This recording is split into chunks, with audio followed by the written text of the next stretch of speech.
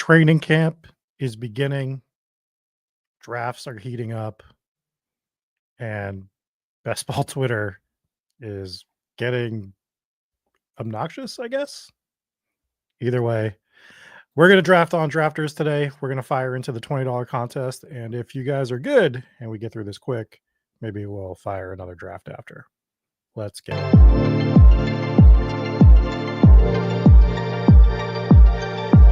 3, 2,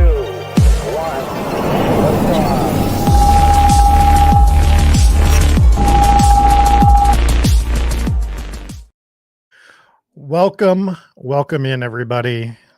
End of July already. Unbelievable that it's this late in the drafting season. I'm your host, Rob Coakley. We are going to be drafting on drafters today. We're just going to fire in now. There's only a few spots left in this, so we might as well jump in now. And we need just 4 more to get in here, so you better jump in now if you'd like to be in here. Good morning, RGT. Good morning, Marie. I can hear the church bells ringing outside. That means we did this on time. Perhaps the church bells are a minute late. We weren't late. We were right on time. And we're going to draft and we're going to talk about a bunch of different things. Specifically, level 1 thinking, which I think happens quite a bit. We have Al Boogie in here. We have Moxie. I am the KYs here. Hacker is chilling with us today. A Furiyama, if I missed you, I mean, that's what you have to do, right? You have to draft at church. That is the way to do this. Let's get some music going.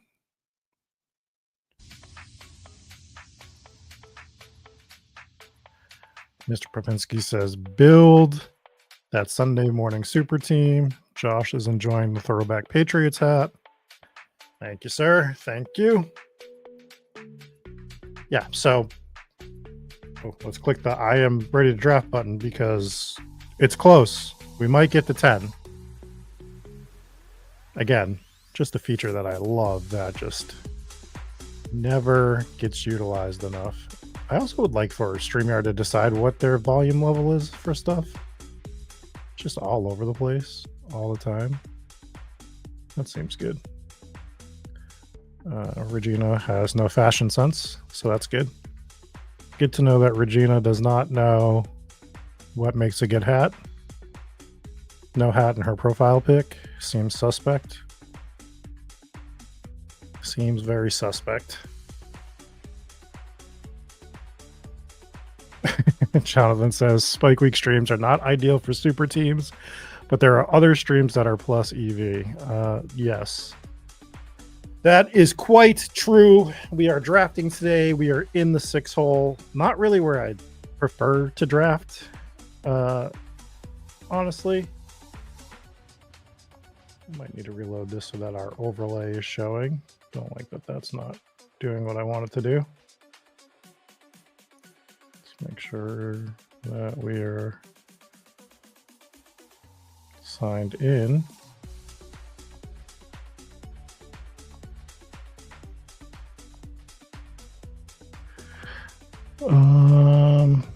Great.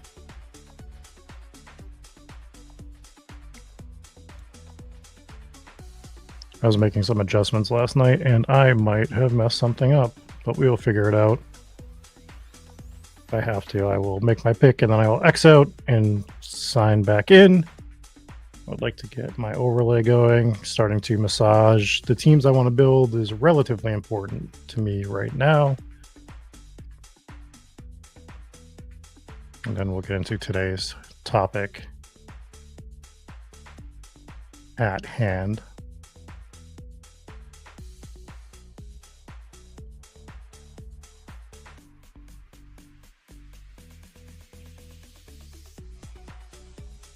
All right. I think I'm going to grab Jahmyr Gibbs here. Been wanting to get more Jahmyr Gibbs teams. I'm sort of fading, and I'm doing it very like site dependent, I guess, is what I would say. All right, let's try one more thing here.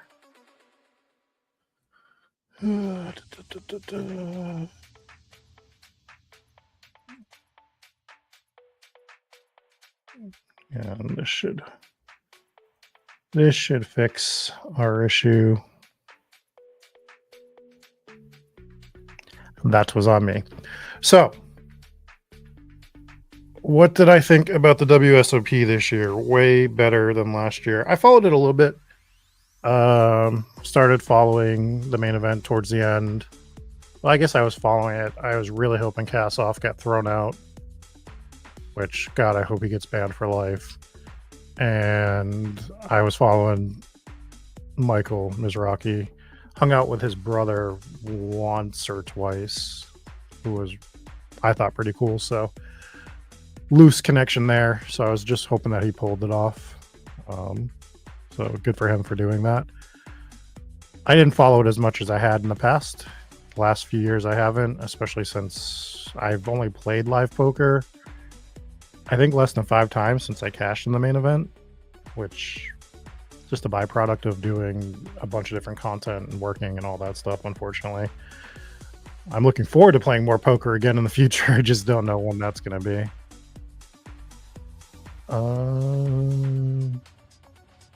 All right, so Gibbs and Ladders at 19% combined ownership generally. I gotta fix my everything again. Garrett Wilson, Brock. Let's go. Let's do a Bowers team. Let's do Bowers and Gibbs. Cool. And let's fix some of my draft hacker settings, which you guys can't see me doing right now, but that is what I am doing.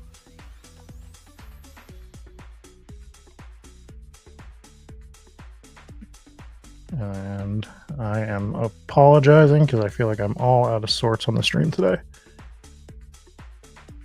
I played a lot of Foxwoods RGT. I played a lot of Foxwoods tournaments. I won one at Foxwoods Memorial Day. God, probably 10 years ago now. Sickest thing ever. I'll tell you about this tournament. And then we'll get into level 1 thinking. Because level 1 thinking actually ties into poker, because I think that level 1 thinkers, level 2 thinkers are probably the worst poker players and probably the worst drafters that there are. So we'll get into that as well. Memorial Day, maybe 10 years ago at this point. We're on the clock here. Let's grab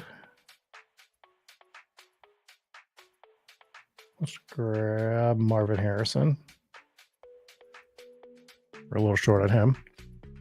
Let's change the song. Good morning, Al. So Memorial Day, 10 years ago, maybe, might even be 11 years ago now. I went down with my friends Keith and Jesse to play in the Memorial Day tournament. We were driving down. We were going to play, for fun. I was a more active player then. They played recreationally. And we decided just to each give each other 25%. So whoever won something was going to get 50%. The other two were getting 25%, just for a fun day of poker. Got down. Jesse got eliminated, I don't know, relatively early. Keith and I were both right at the bubble with 2 of the shorter stacks. And we ended up taking down first and second place, which was just one of my favorite poker memories of all time. Like, just getting down to 4 players, one guy being upset because I wouldn't chop. It's like, it's what we do here. I'm like, no, it's not. I'm not chopping. So it got down to me and Keith. There was no collusion or anything like that. When we got to 3-handed, I just picked up kings when a guy jammed like ace 4. So that's one of my favorite poker memories, other than obviously the main event. Running deep in that was great. But I think that this really does tie into level 1 thinking, based on there are players, and I think this goes for any game of strategy, that as you get into it, you want new players to come in all the time. You want there to be that churn of players coming in, and you want to be welcoming. The problem becomes with two types of players. And we'll talk about that in 1 second as we get ready to make another pick. I hate picking from the middle of the board. Always derails my thought process on what we're talking about. And so we got Gibbs, we got Bowers, we got Marvin Harrison. I think that this is going to be a good time. Rashee Rice is a big point that we're about to make, but we're going to grab Tet here because I do want to get more Tet. I am like right at the field. My instinct is to grab DJ Moore, obviously, but we are going to grab Tet McMillian, hopefully McMillian. So new players come in to games and they think they've solved it within 5 minutes. They just have this mindset that they figured something out that nobody else has ever figured out. And they think that their shit doesn't stink, basically. And a lot of those players go on to be the even worse players, the guys that have been playing for 3 or 4 years that never evolve their game, right? They never, once they think they figured something out, that's the stopgap, and they will not raise their game above that level. And 2, they are the ones that try to tell everybody else how to play, right? Which is an insane thing because they're like they're the ones that bark at people at poker tables like, how do you play this hand here and there, and they don't think about it like, why are you betting into a dry pot? And it's like, dude, I can't explain this to you for the 40th time since you don't understand. You heard somebody say something once and you've latched onto it. Level 1 thinking is basically understanding the very basics of the game and never the nuance. That is level 1 thinking. And that is something that you are seeing constantly. Yeah, we are going to grab Devonta Smith, who we just absolutely smash a lot. But I love Devonta Smith, so we're going to do it. What's going on, Don Yeezy? Where Best Ball says it's the Dunning-Kruger effect. But they get these concepts. And the concepts are either implemented 100% of the time, which, as we know, games like poker, games like drafters are sometimes games of nuance. You can't do it 100% of the time, all the time. You know, there are sometimes that maybe you should, and the results will blah, blah, blah, blah, blah. But the Rashee Rice thing, I think, has really brought out the level 1 thinkers. The ones that were victory lapping their Rashee Rice exposures. Rashee Rice is going to be the most interesting player in tournaments from the aspect that don't even count the slide that he's about to go on, which he's going to, and rightfully so, especially in a tournament like drafters. It matters more in these cumulative scoring formats than it does in the other ones, and we'll talk about that in a minute. But he was already a guy that was moving around the board a lot. And if you looked at like pairing partners, like percentages drafted with a player, Rashee Rice was pretty level with the field because he had already been moving up the board basically and sliding into different draft slots through the last 2 months. And now he's going to slide back down. So his advance rate is going to be so like wishy-washy just because he has moved from the second. I mean, what was he? 4th round pick, 4th, 5th round pick, moved up to the second. Now he's going to slide back down. So he's constantly moving up and down. And we're getting these victory laps on not having any Rashee Rice. And it's like, well, Rashee Rice was kind of one of the reasons that, like, him being the example of why you sort of draft early is you can get different combinations of players with guys that are moving around the board. And Rashee Rice was already one of those guys moving around the board. We are back on the clock here. I don't have any Chris Godwin with Jahmyr Gibbs. Seems good. Might as well do that. So we will. So, yeah, does it suck that he's going to get suspended? Of course it does. We don't want to lose anybody, right, for any amount of weeks. If it's 4 to 6 weeks, that is hefty on a cumulative scoring site like Drafters. And it does suck when it's on a playoff format like DraftKings or Underdog.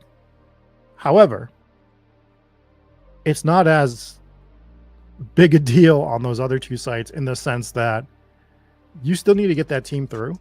It does make it a little bit harder if you are losing a second round pick, but as we know, ADP does not dictate where players are going to finish in the season. You still are going to have outliers. You still are trying to put together the best team to advance. And weeks 1 through 14 are 25% of the season on those formats. So getting a Rashee Rice team through and still having him for weeks 15, 16, 17 is much different than Drafters, where you're losing him for a percentage of the season and not having him active. We don't know what his suspension is going to be either. The rumors are 2 to 6 games. That's a hefty swing. If he only gets 2 games, what does it really matter on those other formats? So the level one thinking is victory lapping a guy like Rashee Rice, who isn't out for the season, still has plenty of upside on those formats. He might even have a ton of upside on Drafters if he's only going to get 2 games. We're going to grab Tony Pollard, who I do not have with Jahmyr Gibbs or Brock Bowers. So making sure that we're getting these different combinations of players is important. Yeah, so like Al Boogie says, he thinks that he still has 3 solid wide receivers on his team.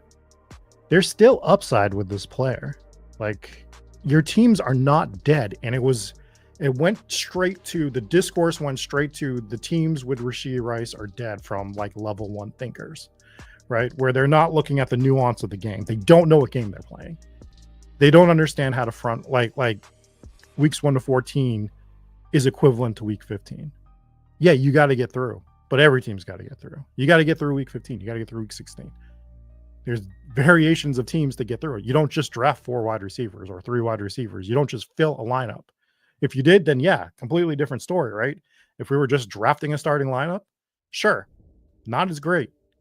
But Jesus, man, the people that come into this game, and we've had it more this year than other years.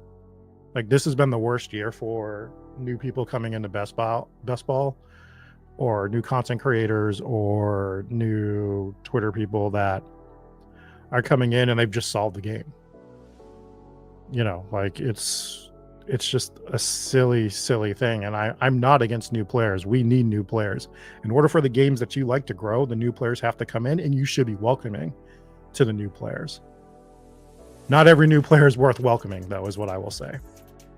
So, and you shouldn't push it on them either. Like, once you find a guy, I don't know if I've told this story before, but I used to do some like light poker coaching. I'm not saying that I'm great or anything like that. I was above average in my area, so I could help people that were actually interested in learning, you know, relatively simple to slightly advanced concepts of poker. I'm not a wizard by any means, but I could help. And there was certain players that you knew you could help and some that you couldn't. One of my favorite stories ever, when I learned that I would just never be able to help this one particular person, is they called me. They asked me about a hand. They didn't tell me which player they were. They said player A and player B.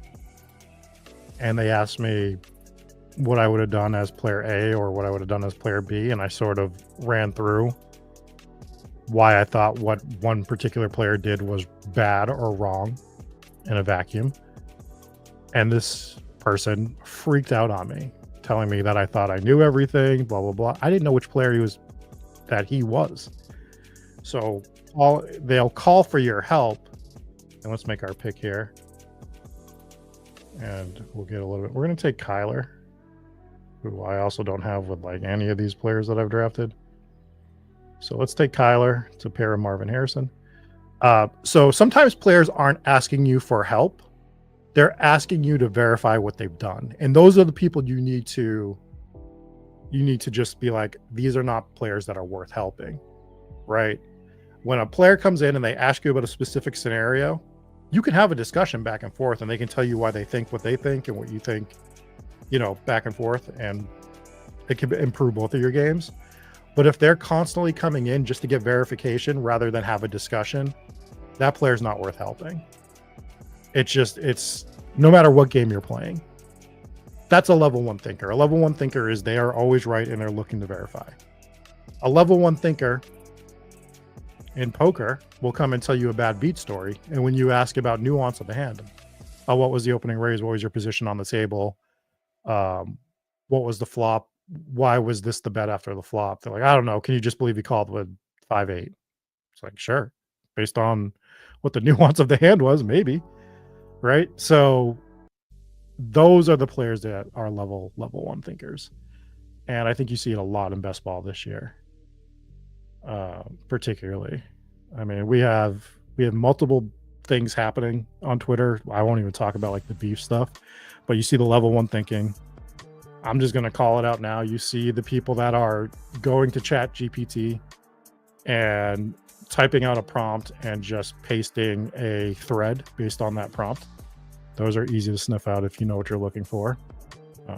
Shout out to the emojis when it's in there. Shout out to the thing. And I use ChatGPT to help me with concepts, but like I would never just copy paste that. Anyways, all of this to say, there is a lot of level 1 thinking that happens in all sports and all games of skill. Sports too, probably. Let's go ahead and grab Sharps. Let's do some scrolling. Yeah, I think Sharp is going to be the pick here.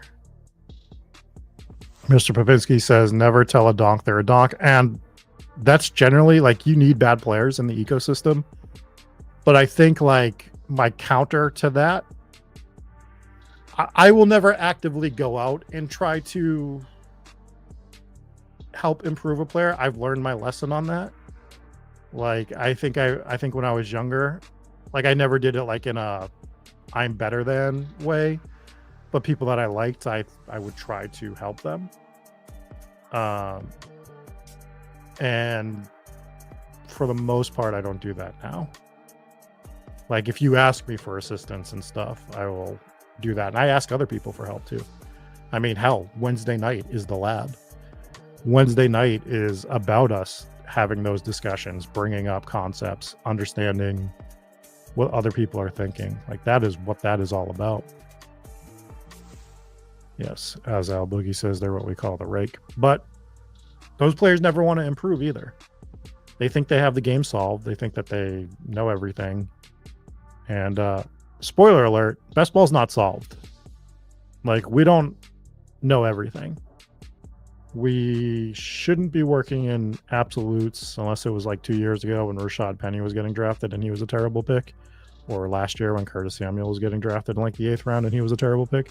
Those are probably the only two absolutes that ever happened to best ball. Maybe. But there's really not absolutes in the game of best ball. We have leans. We have strategies that we like. We have things that we think are good. We have things that we think are bad. We have things that could be good. We have things that could be bad. Gonna be on the clock here in a second.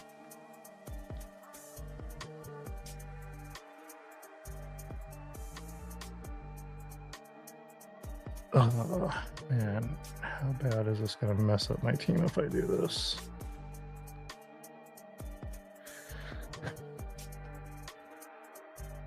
I'm just not comfortable doing it yet.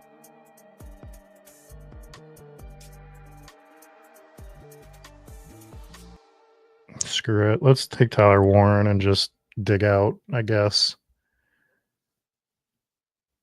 I want to get some weird Tyler Warren combinations. I'm trying to get more Tyler Warren. This is probably not going to be my favorite team that I've drafted, but we do have to make ourselves uncomfortable. What's up, Pius? As RGT says, we're only in the 6th slate, which is the other thing. we are only our sixth time of doing this. So a lot of these level one thinkers, so it goes back to what we were talking about weeks ago in terms of playoff formats. Which player would you rather have?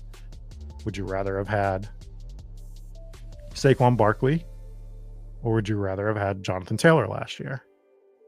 If we're talking about drafters, Saquon Barkley, and it probably wasn't close. I know it wasn't close. On drafters, you wanted Saquon Barkley. On playoff formats, you wanted Jonathan Taylor. He was the number one RB week 16 and week 17. Saquon and Jonathan Taylor failed week 15. And Saquon was a heavy advance piece, like for most people. So a lot of those teams failed. If you got Jonathan Taylor teams through week 15 and you somehow got them to week 16, you were on a rocket ship. Like, he was who you needed.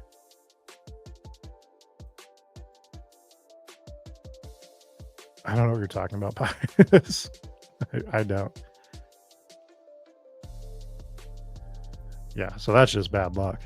That's just bad luck, Pius. But that's the stuff that we're talking about, is like a lot of people, I feel like this year particularly, we are back on the clock here. We lost out on Justin Herbert, which really hurts my soul. We are gonna go Hollywood Brown here, I think.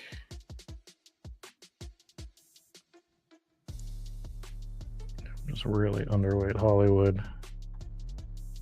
So let's grab him as a fifth wide receiver. Thank you, Rodney. I feel like I wasn't dialed in at the beginning of the stream, but I appreciate it. But yeah, I think that this year, advancing out of round one has become the talking point. And it's 25% of a tournament. Like, I think we are just Alan Kessler chainsaw, right? Like, everyone's just trying to min cash the tournament this year. And unlike poker, a min cash in best ball gets you your money back. Like, at least poker, you make a little bit of money. You don't make shit if you min cash a tournament. You just don't make anything. So what are we building for? Advance rate, whatever. We want to advance the most teams that we can, of course. Like, that is what we're trying to do, but we're trying to build teams to win. And I feel like that's been lost a lot this year. And I think it'll come back next year. I think we'll see that bounce back next year. But for me, a lot of the discourse throughout all the best ball communities right now has been strictly to advance, when, like, my best advancing year was my worst profitable year. The year I advanced the most teams was not the year I made the most money. The year I built like fucking kick-ass teams. Sorry, I'm swearing all of a sudden. It's Sunday. That's the day that you're supposed to not swear, but we're going to do it. So I think that is very important to remember as we draft these teams. And we are only at 36% on Trey Benson. On an Arizona team, I think it is a good idea to grab him right now. So that's what we're going to do.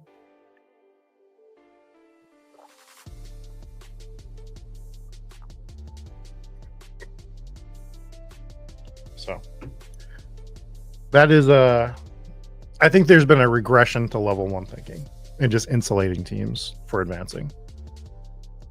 And I'm not saying that everyone's just thinking on a level one.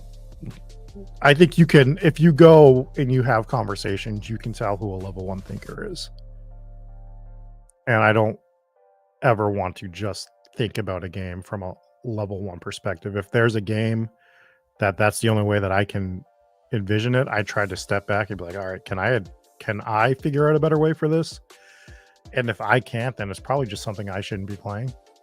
But there's egos involved a lot of the times. And people just can't, you know, I think you guys know what I'm talking about. I hope you guys understand like the type of person I'm referring to. I just think we've seen a lot more of it this year than any other year. When drafting all year, do you care about price? If last month you got a player in the 6th round and now they go in the 4th, do you still take them, or you're just making worse versions of your old team? I still will take them because theoretically you're making worse versions of your own team, but I think this helps me expand upon this a bit more. People look at this stuff through a one player lens. Your team is constructed of 18 to 20 players. ADPs are shifting for other players as well. You're making different versions of your team.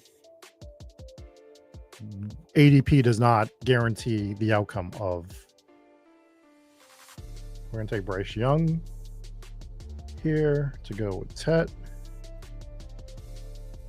So ADP is not indicative of how they are going to perform. Like we know that like our first rounders are probably going to outperform most other players. So there is some degree to it, but especially when you start getting in later rounds, like the variables just are so out there that I will still draft that player. I still want to get them at the best price you can get them. Don't get me wrong. But if I think that they still provide a huge upside, there's a reason why they're moving up to the 4th round, like Amari and Hampton right now. Like I still want to draft Amari and Hampton, even though we could get them cheaper before. There's still plenty of room for Amari and Hampton to outperform his ADP. Is it different on different sites?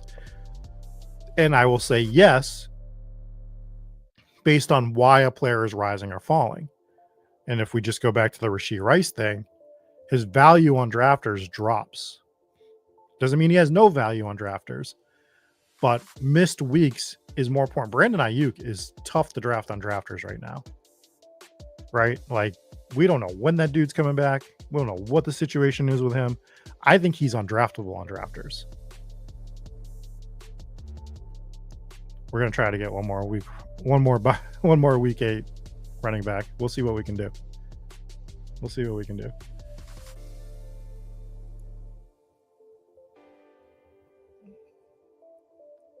But I think that's the stuff that like we really need to be looking at. Let's grab Jalen Wright. Oh, he doesn't have a week 8 bye. We blew it. Should have grabbed Tank. Could have got that week 8 bye.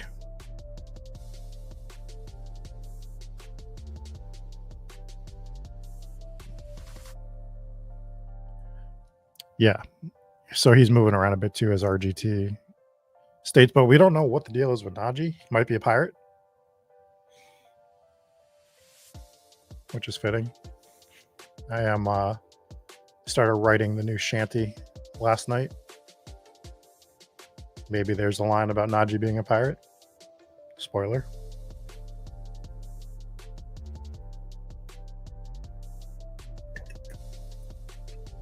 Goal is to get that out in a few weeks. But I think that overall, level 1 thinkers all have the same tendency. And people that think about the game at a higher level aren't always going to come to the same conclusions, but are open to discourse. Right? So if I'm having a conversation on a Wednesday night with a player like Moxie, for instance, who I respect, I'm interested in his concepts of the game, and some of them might sway me, or some of them might sway me to implement them in different ways than he's doing it.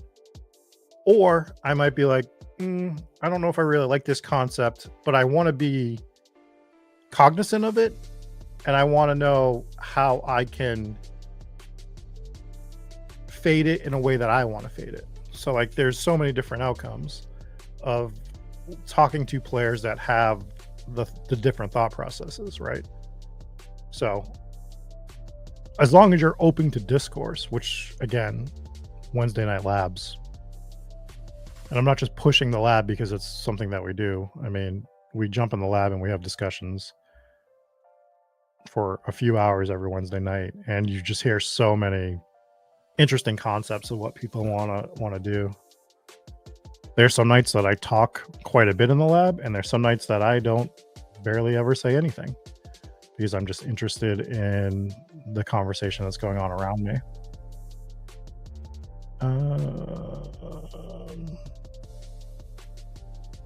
We're done at QB. We're done at tight end. Let's grab Mesh, I guess.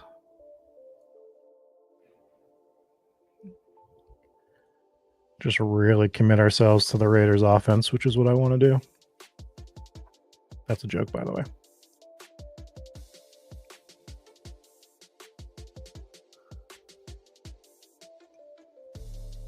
Pius's word that Hampton's price comes back down when Najee comes back with an eye patch.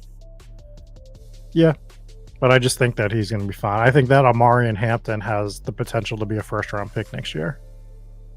And if that's the case, then who cares if you pick him in the 3rd, 4th, or 5th round, as we were talking about earlier. So it says when a player changes ADP into a new round, how do you balance players that you wanted to be overexposed to in that range? That's a great question. And that is an ever-evolving answer, right? I've had a few players that I want to be extremely overweight on that I haven't gotten to the level that I want to. I guess it really just depends on what you want to do with that range. Sometimes you can pull them up more. I think that's something that is way underutilized, including by me.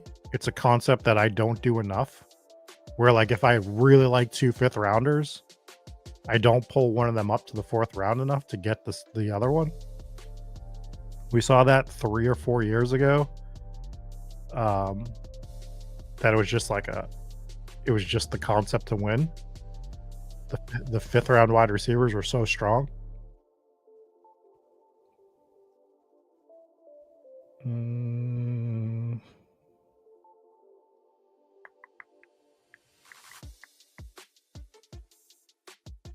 Let's grab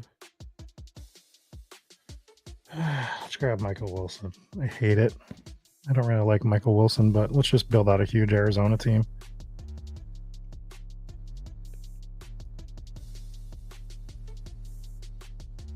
Still got 4 picks left.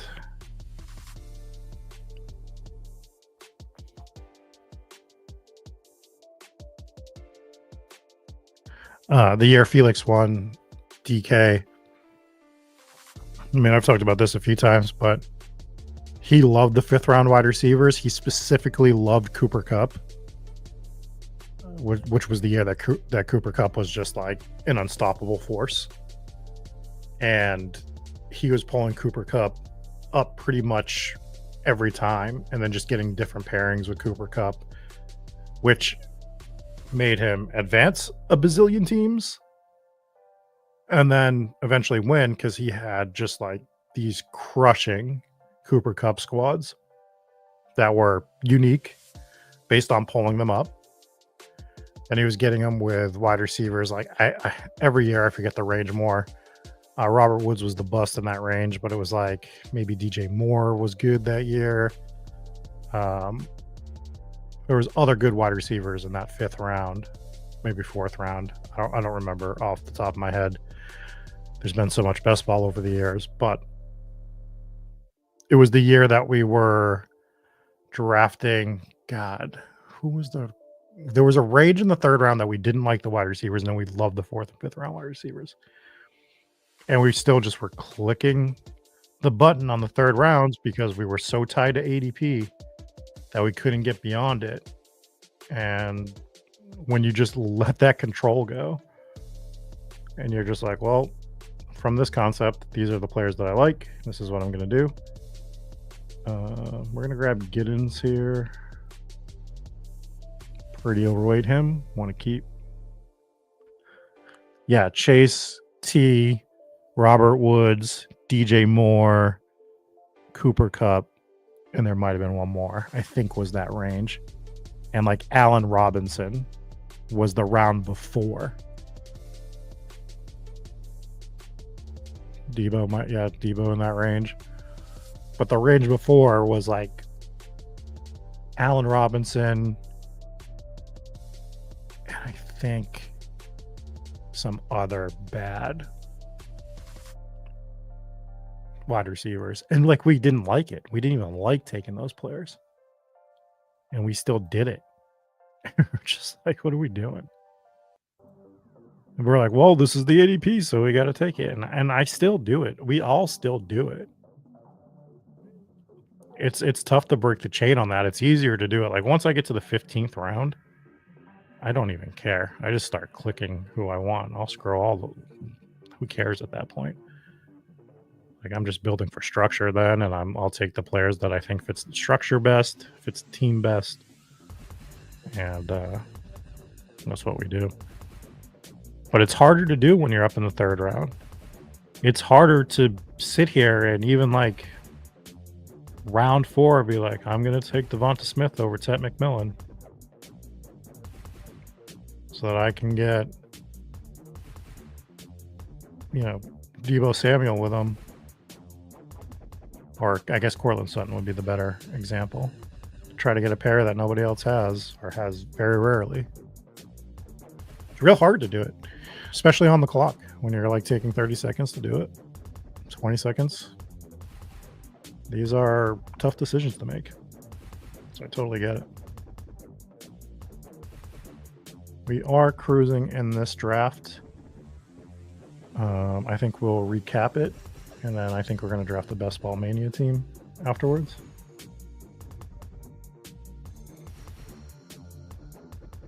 I just started firing Best Ball Mania this week. I hadn't really been participating over there as much, but I took the chance to jump over there this week. And I've been firing a few teams into BBM.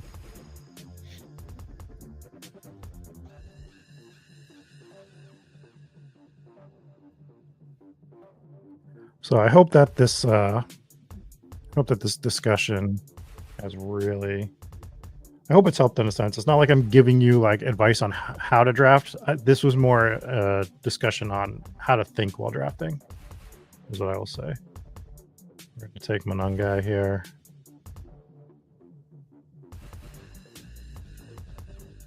That was kind of the whole point of this, so I hope that came through.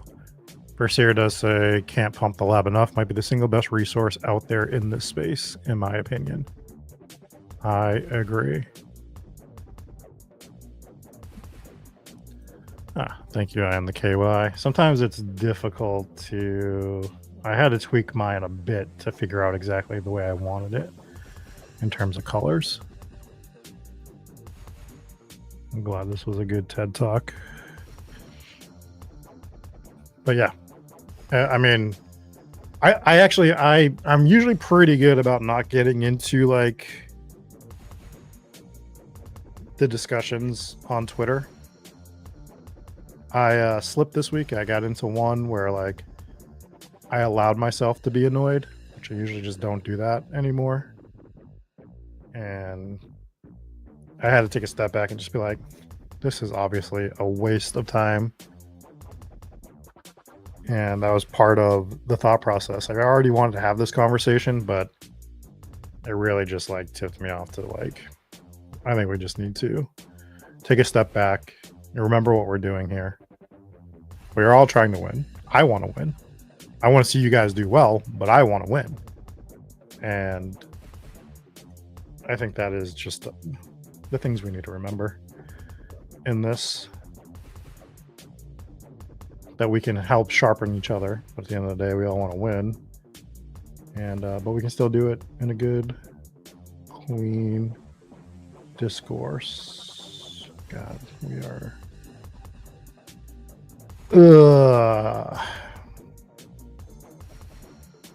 I don't know what I want to do here. Where's Neil? I lost him. Shit. I think we're fine. I didn't want to go 3 tight ends here, but if we are going to go 3 tight ends, it's to pair Young with Jatavion Sanders. So that's okay. Are there any... Yeah, I think I'm done with that, with the Cowboys backfield discussion. I'll let others continue to have that one.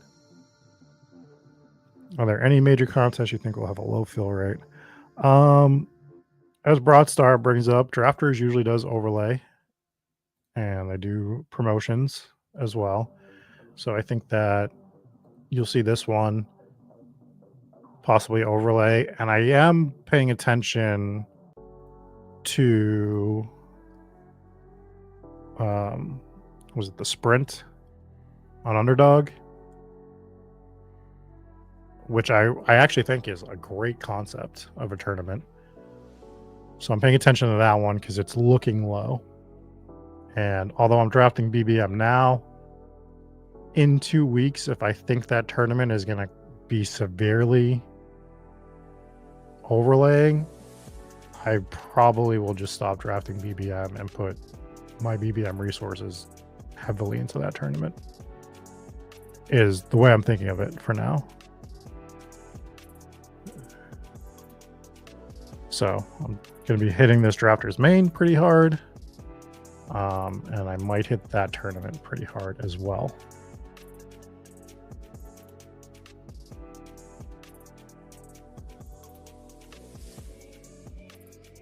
We're about to be on the clock here, and we'll go over our team.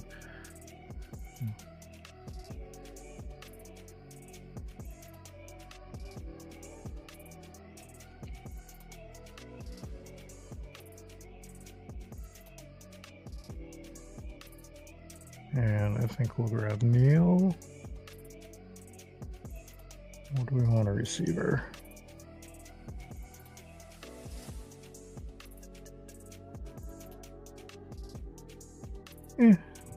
I feel good with our receivers. I lied. We're going to take AD Mitchell. Last minute switch.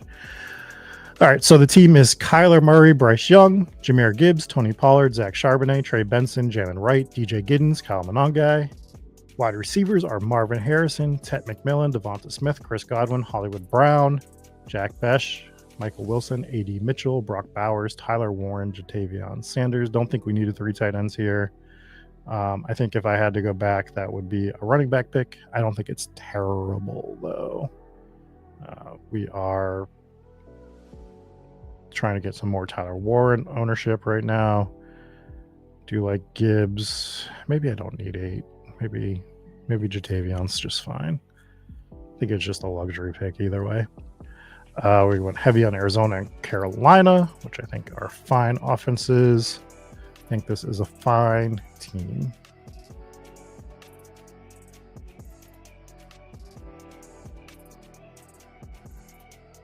Yeah, so this does happen, Broadstar. And it's tough to predict overlay as well. Drafters usually does overlay, but the overlay, for the reasons you are saying, people come in and fire heavy towards the end. So it might look like it's projecting for, like, I'm just throwing numbers out here. I'm not saying these are the numbers, but if it looks like it's projecting for 78% fill rate, it'll come in at 92% just because of how many people are drafting late. So bear that in mind as well when you're looking for overlays on stuff. CH is saying he loves seeing people beg for sprint lobbies on Twitter. Just haven't really dove into the strategy for it, but might be worth looking into. Yeah, I mean, it's a fun concept. It's 50%, 50%, right? Where, like, instead of weighing a tournament and in increments of 25%, the first half of the season is 50% of what you're doing. Weeks 15, 16, 17, all tied together. I mean, it's weighted more towards the end, so obviously those numbers are just arbitrary that I'm saying, but basically you're building for 2 separate things rather than trying to get through a win week 15, 16, 17. You're trying to win a 3-week tournament at that point. It's fun. Their draft board was terrible last year. It was tough to sweat it. A lot of my problems with Underdog are pretty well said. Let's jump into the lobby here. Let's jump into a best ball mania. 20-second picks. And if you want to jump in, now is the time to do it. I need to finish this Frappuccino.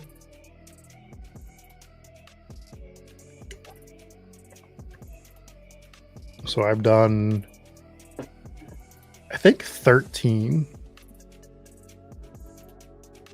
drafts at this point for BBM. And I have gotten the back end of the draft a lot. We are 58% Nico Collins, and I don't hate it. I will take it. Will absolutely take it. We have not drafted. If you look, if this is my 12th or 13th draft, I have one Jamar Chase team, and then I have not drafted anyone until Malik Neighbors. Oh, I guess I got one Bijan Robinson team and one Justin Jefferson team. I'm a liar. I'm just an absolute liar. But I have been back-weighted, and that's not a complaint. I actually like drafting at the back of the board, so it's been perfectly fine for me. Gotta take some drives, Kevin. Gotta drive over the border. But can you draft on other sites?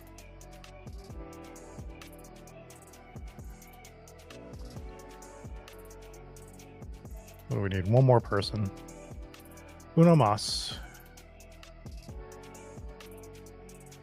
Uno Mas. And here we go. Ooh, we got Moxie in here. Berser's is in here. Self is in here. We are drafting right in the middle again. Trash. Absolute trash. But we will survive. We will overcome. We will endure.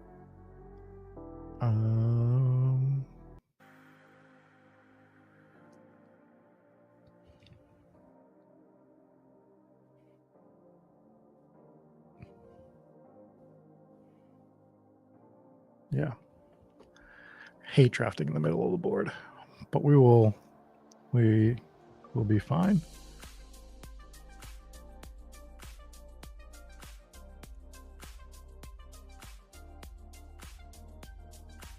Chris is in the 103.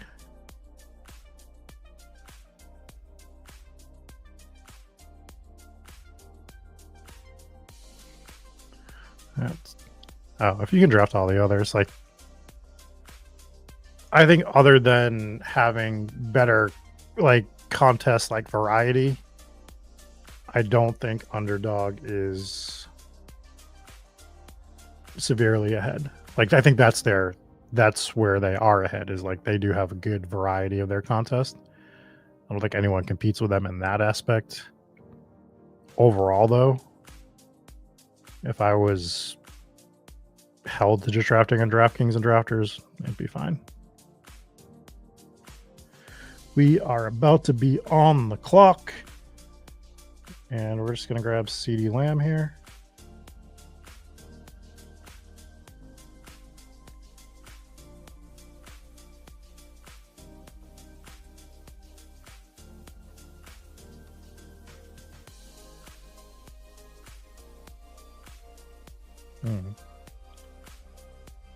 Gotta fix week 17 correlation popping up a bit better.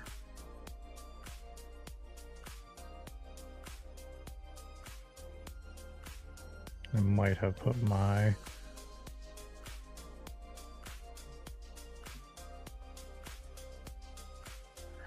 that's fine. We'll fix that. Mox went with the A-chain pull-up? Hell yeah.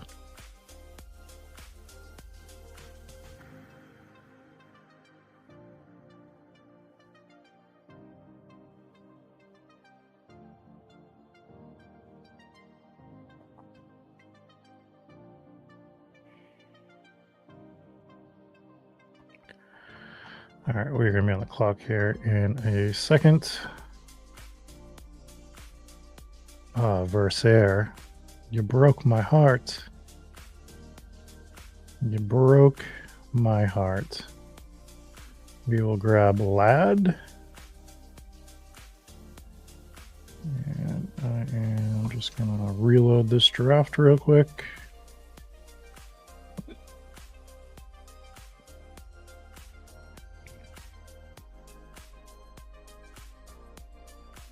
There we go. Now it's showing the way I want it to show. So we started with CeeDee Lamb and Ladd McConkey.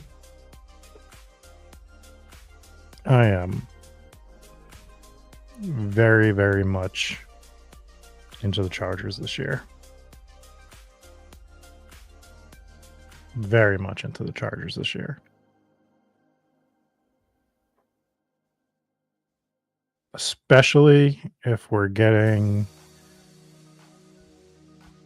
majority Amari and Hampton as the back.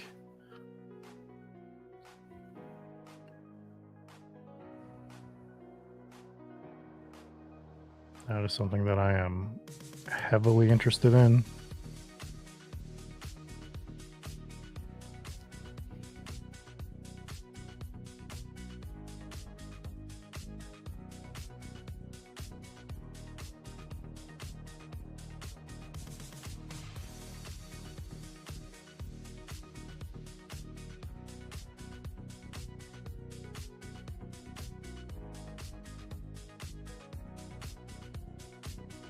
Oh, that's crazy.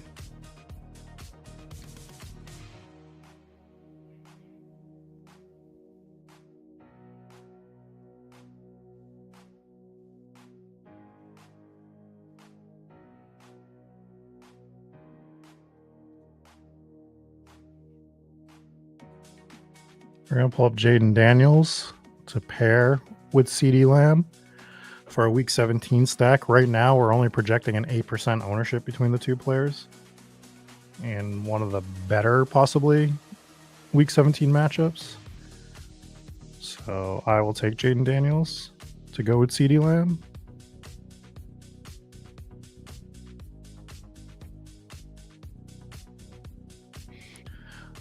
Benny wants to know if Mike Williams retiring the Chargers helped the Chargers at all for fantasy. Was undrafted, but maybe concentrate targets at top 3 at a couple percentage points more. I mean, maybe. Like, I don't think it was. I mean, it's Mike Williams, right? A guy that we never really got to see be the player we wanted him to be. Like, it just, I don't know. I would say that it doesn't change much,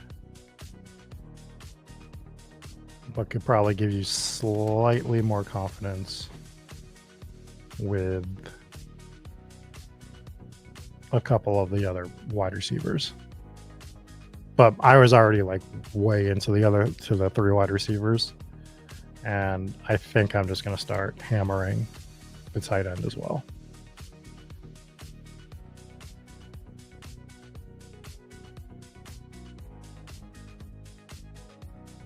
I got to get this projected ownership off of here. It's just not something I care about at the moment. No. Let's do DJ Moore.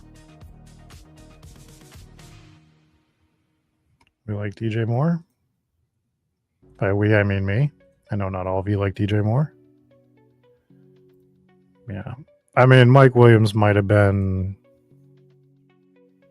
It felt like a courtesy pickup, to be fair.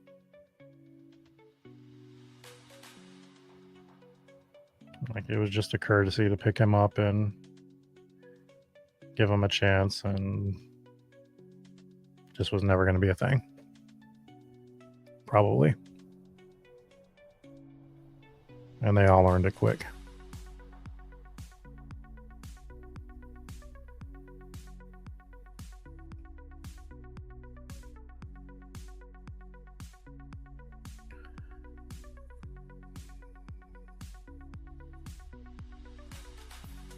I don't think it's out of the realm of possibility, Pius, but I think he's fine on Chicago.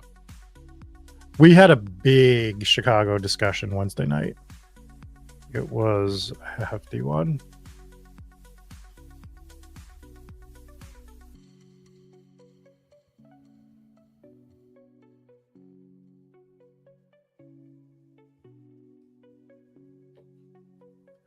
Problem is, if you get a player to move, you need them to move like now. These middle of the season moves have not worked in our favor for the most part. Like Devontae Adams, probably the only one that did, and he came on a little bit late. Even there. We are on the clock now. And I'm just going to smash RJ Harvey and feel good about it right now.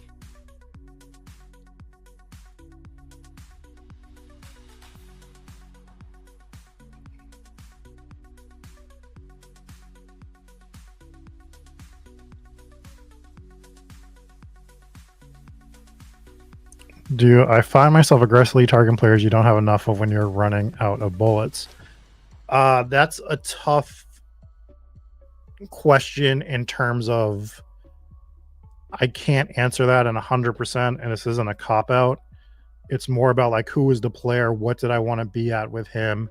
Is it a player that we're noticing do more in camp than we previously thought he would do? So like, let's take the Bears, since we're talking about the Bears. Let's just say Kyle Monangai wasn't starting to move up draft boards now, right? But let's say by preseason game 1 or 2, we're seeing him move up the depth chart. Rashawn Johnson's not getting the work that we thought he would. This is all hypothetical.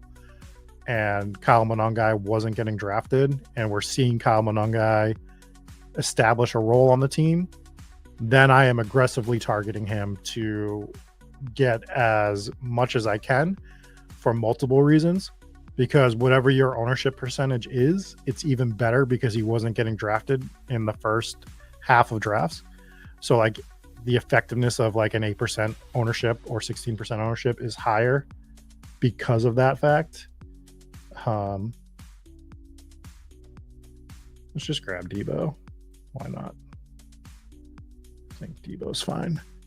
So in that situation, yes. If it's a guy that I wanted to draft, but for whatever reason, I just sort of was drafting players around him, I'll keep it in mind and try to get him a bit more of that player. So Ted McMillan for me, I've wanted to get more Ted McMillan, but just everything else I want to do around him has made it hard. But I've been making a conscious effort to try to get him to 8 to 10% on my teams, because I don't want to show up with none of him. So that's something that I've been doing as well. But if it's a player that I'm just out on, or I have no thought process on, or we talk about just guys that you don't see on the board. If it's a guy that I don't see on the board, then I'm not going to make a conscious effort to go back on that. I'm not seeing him generally for a reason, right or wrong. You can figure that out during the season. Like that's going to happen. But like if there's something in my subconscious that's just blocking that player's name from me ever drafting them, then I'm sort of fine with just at that point being like, I've made this bet either consciously or subconsciously. I'm just going to lean into the bet. I mean, that's the Kyron example though, Al, right? Like Kyron didn't get drafted for the first 2 months of the season. So like once you were able to start getting overweight on him, you're just leaps and bounds above the field at that point. I think this is another good team to take Tony Pollard on. So we are going to do that.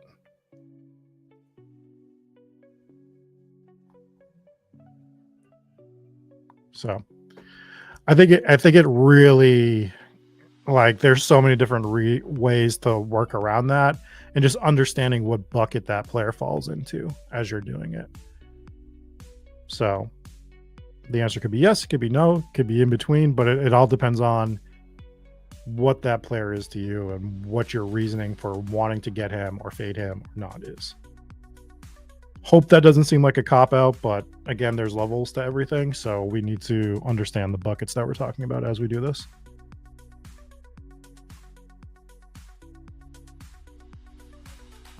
Yeah, getting camp news, injuries, all that other stuff.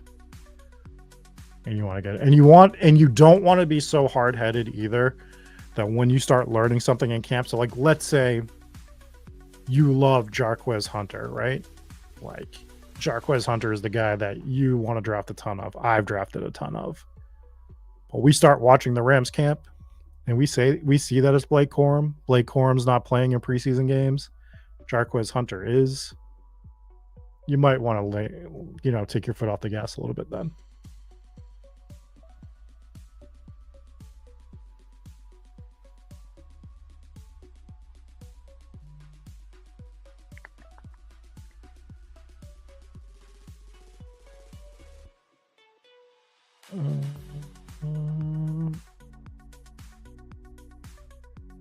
We're going to take Trey Harris. Just going to pull him up.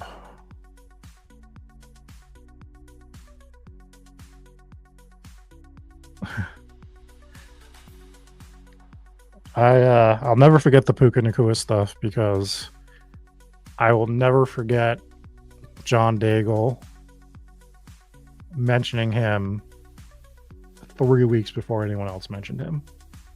And the name stuck in my head. It doesn't mean I started drafting him right away, but the name got stuck in my head because it was just such a unique name. And I just remember him saying, keep an eye on Puka Nacua during training camp to see what he's doing. And I was like, all right, name's in my head. And then we started seeing it. And as soon as we started seeing it is when I started smashing Puka Nacua.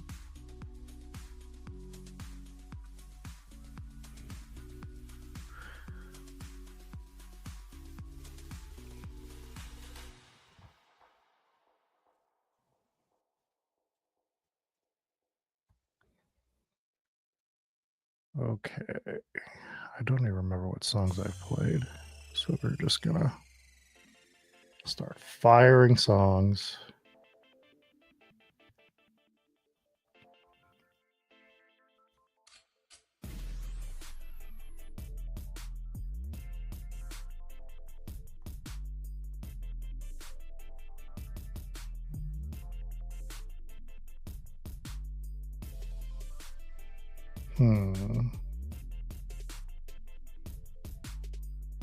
Let's grab Tyron Tracy. I think I need more of him. I mean, I obviously haven't drafted him on Underdog, but let's grab Tracy.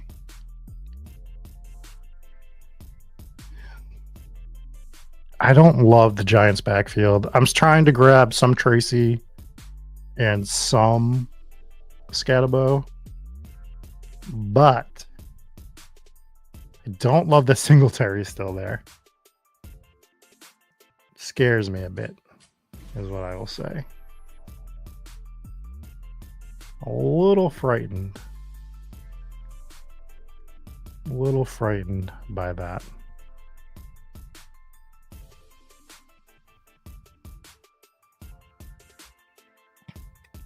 For sure. If his name was John Smith, would not have remembered it. It probably would have went in one ear and out the other. We're starting to get camp news verse here. Have you not seen? The Chargers are the best team in football right now.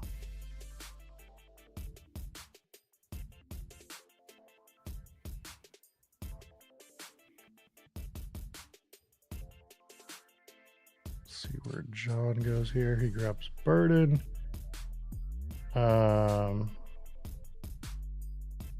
This is just where I grabbed Justin Herbert. Could I have pushed him? Probably. I mean, there's like one player here that I wouldn't want to miss out on. Other than that, I'm fine. I'd rather have my Herbert double.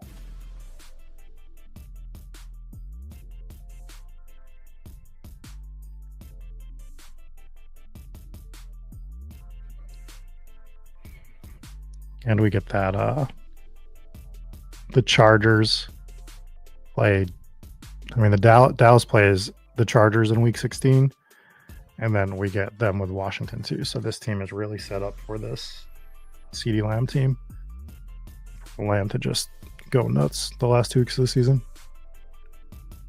So this is where I think you might see a player move. I think Dobbs is still going to get moved. I just have a feeling that Dobbs is going to get moved, and I'm heavily smashing Jaden Reed He'll be one of my most drafted players again. I'm still trying to grab Golden. I like the Jordan Love price. I like Tucker Kraft. I'm grabbing some Marshawn Lloyd.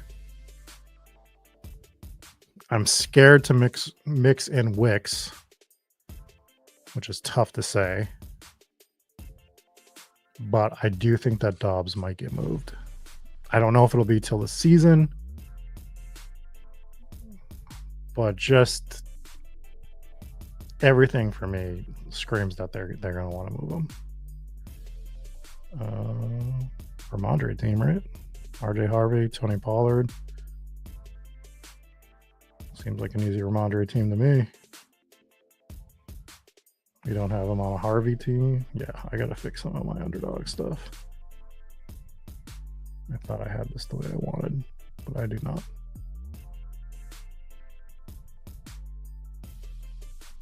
Mostly have it the way I want, though.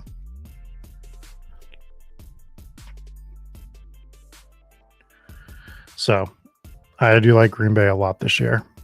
And you get the Week 17 matchup that you like. It makes an easier click if you have Love, for sure. The problem is I'm usually just already like pretty stacked with Green Bay on Love teams. So I just sort of end up looking elsewhere. We do have two quarterbacks with week 12 bye. I don't care. If I feel like we can grab a quarterback that makes sense with this team, sure. But that's not my it's not my main worry with this team. Fucking Versailles, man. Oh my god, I wanted Likely on this team. Oh my god. This was such a Likely team. Nice pick. Nice pick.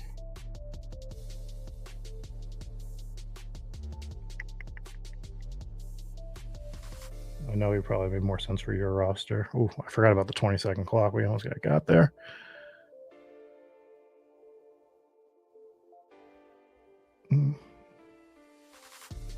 Good pick. Definitely where I was going there.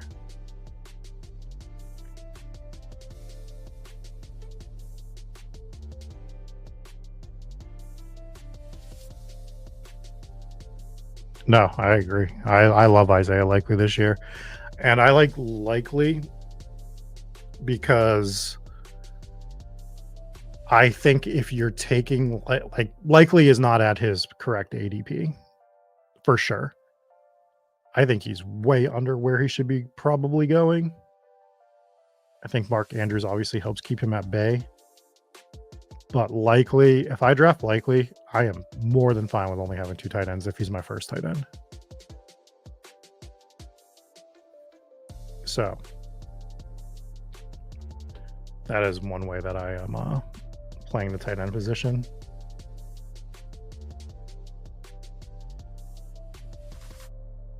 Is if I'm punting and I'm still trying to just get two, I'll take Likely and feel relatively good about it.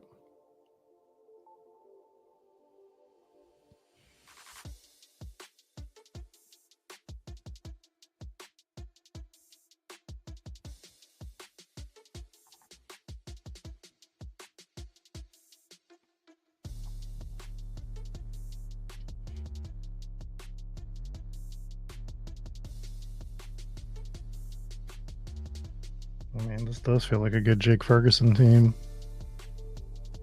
Just get this Dallas double without having Dak.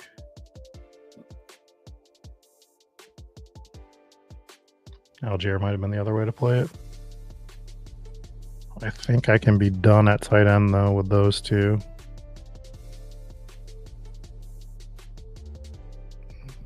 I think that's how we're going to do that.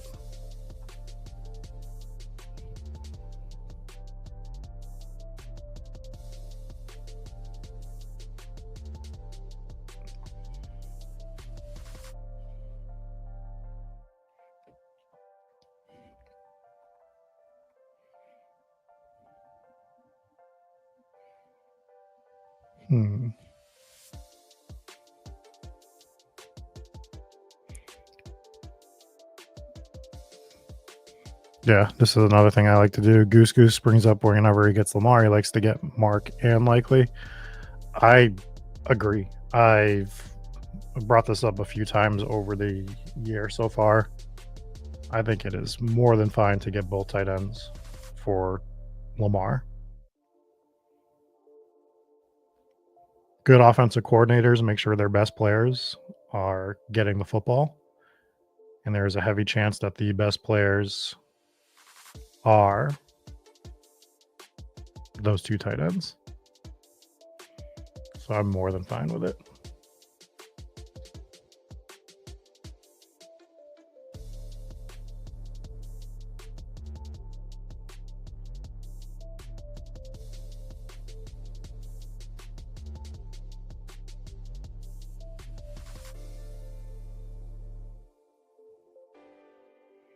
I think Pat Bryant makes a lot of sense for this team, so we're going to go ahead and snag him.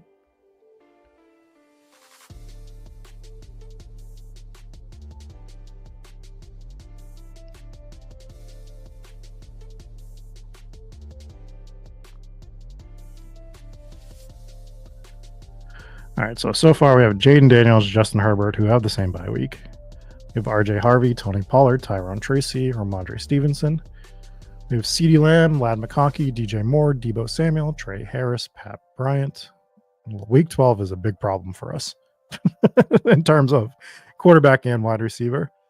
I normally wouldn't worry about taking 3 quarterbacks, but perhaps with a lot of our players going to be out week 12, the points do matter a little bit more when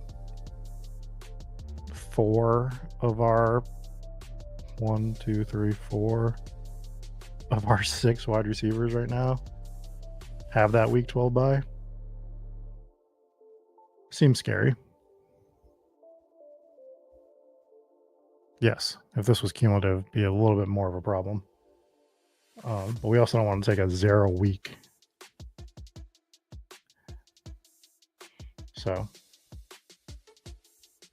we'll figure it out.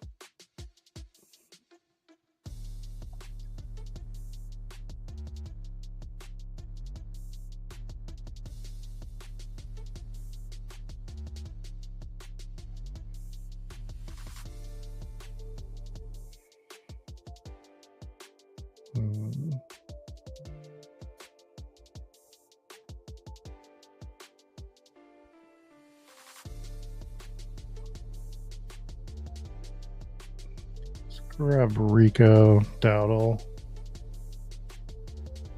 for a 5th RB. We have 3 picks left: 16, 17, 18.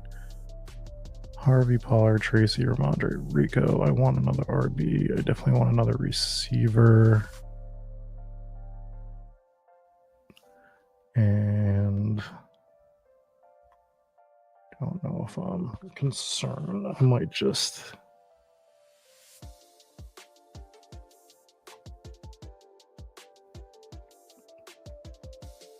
Okay. Plans are in motion.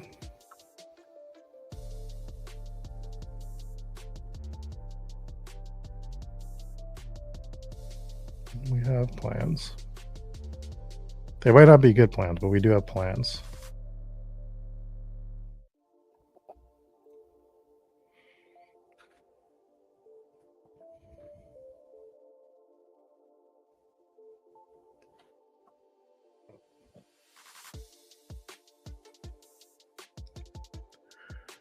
What song do I want to end with?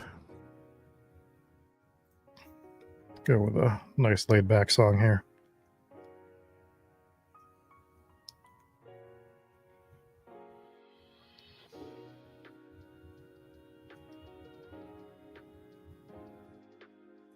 Nice. I almost did a solo tight end team earlier today for a BBM with Bowers, but I ended up grabbing Ferguson with the last pick just because I'm like, the upside's here.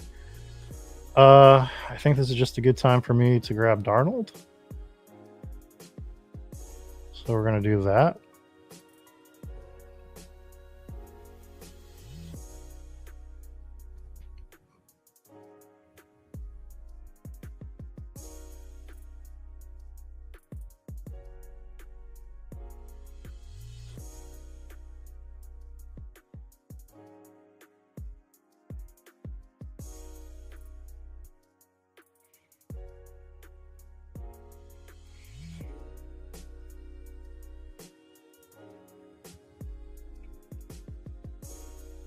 Again, the only reason why I grabbed a third quarterback on this team is just because of the amount of players that are out on bye. I think I would have just taken the 0.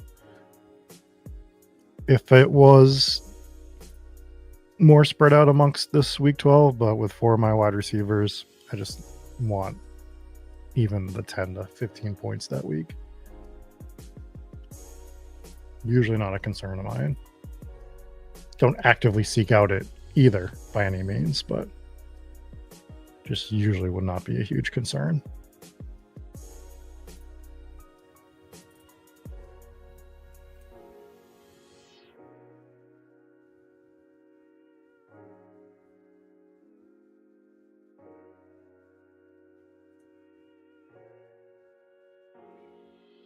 I think we'll grab Jarquiz Hunter.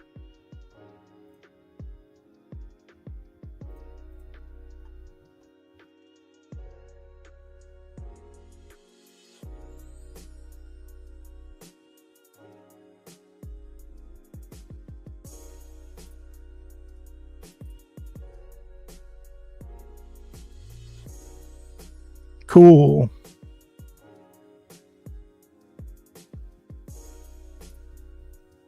Could have also grabbed Jackson Dart, but I'm not convinced.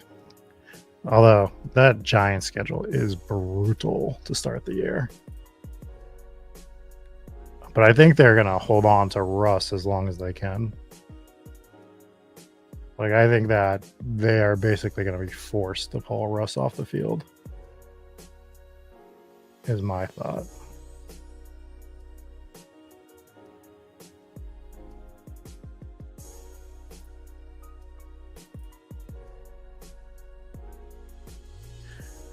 All right, we are going to grab MVS to pair with Sam Darnold. He's only projected 8% ownership for this tournament too, so don't need to draft many MVS teams. Probably won't, but I'll take him. I will take him, and the squad is Jaden Daniels, Justin Herbert, Sam Darnold. Really killed me to take 3 quarterbacks there. RJ Harvey, Tony Pollard, Tyrone Tracy, Ramondre Stevenson, Rico Dowdle, Jarquiz Hunter.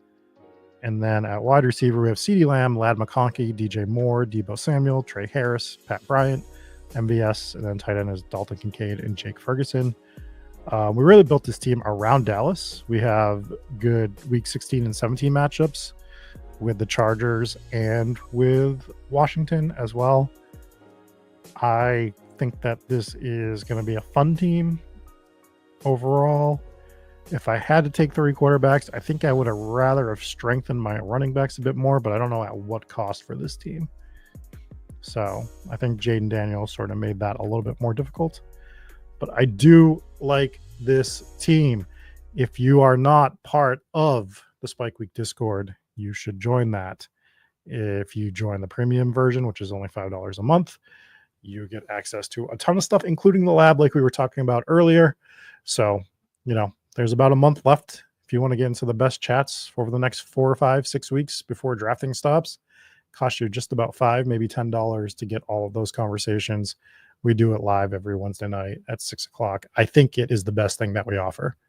The tools obviously are amazing. I think actually, well, if you're doing a big portfolio, the tools are number one. But in terms of like content, strategy talk, and everything, number one is the lab. So if you are not part of the Discord, I highly suggest you join that. Pay the $5, jump into the lab. A link will go out Wednesday night at 6 p.m. Eastern. That is going to do it for me. I'm going to go cut the grass, maybe go to the pet store, and then write a bit more of a shanty and all kinds of fun stuff. Anyways, everyone, enjoy your weekends. Enjoy the summer, which is the worst season. We will catch you all later. Peace. One. Liftoff.